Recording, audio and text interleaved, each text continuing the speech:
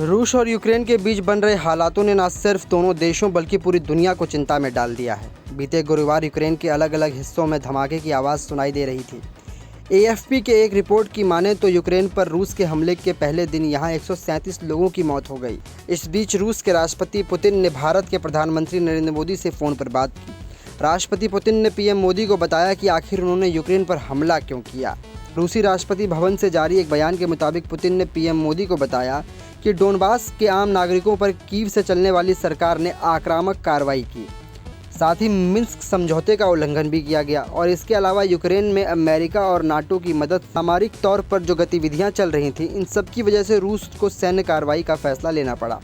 PM Modi ने राष्ट्रपति Putin से जो बातचीत की उसका आधार दिल्ली में यूक्रेन की ओर से की गई ये इमोशनल अपील थी, जिसमें यूक्रेन के राजदूत ने भारत और रूस के बेहतर संबंधों को याद दिलाते हुए पीएम मोदी से बातचीत करने और टेंशन खत्म करने की अपील करने को कहा। इसके कुछ घंटे बाद प्रधानमंत्री मोदी ने सीसीएस यानी कैबिनेट कमेटी ऑन सिक्योरिटी की बैठक की, जिसमें राष्ट्रपति पुतिन के साथ टेलीफोन पर बात करने का फैसला लिया गया।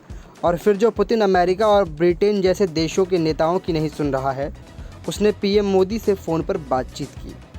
मोदी ने पुतिन से शांति बहाल करने की अपील की, तो साथ ही यूक्रेन में भारतीय नागरिकों और ख़ास तौर पर वहां फंसे छात्रों की सुरक्षा के संबंध में भी भारत की चिंताओं से पुतिन को अवगत कराया। पीएमओ के अनुसार फ़ोन कॉल पर हुई बातचीत के दौरान पुतिन ने प्रधानमंत्री मोदी को यूक्रेन से संबंधित हालिया घटनाक्रम से अवगत कराया। पीएमओ के अनुसार प्रधानमंत्री ने तत्काल हिंसा रोकने की अपील की और सभी पक्षों से कूटनीतिक बातचीत और संवाद की राह पर लौटने के ठोस प्रयासों का आह्वान किया। टेलीफोन पर हुई बातचीत में प्रधानमंत्री मोदी ने पुतिन को यूक्रेन में फंसे भारतीय नागरिकों, खासकर छात्रों की सुरक्षा से जुड़ी चिंताओं से भी अवगत कराया। इसके साथ ही उन्होंने कहा कि उनकी सुरक्षित वापसी भारत के लिए सर्वोच्च प्राथमिकता है। रूसी पक्ष द्वारा मोदी पुतिन बातचीत के बारे में जारी किए गए बयान में कहा गया, मोदी ने वर्तमान में यूक्रेन के भारतीय नागरिकों की सुरक्षा सुनिश्चित करने में सहायता मांगी, जिस पर राष्ट्रपति पुतिन ने कहा कि आवश्यक निर्देश दिए जाएंगे।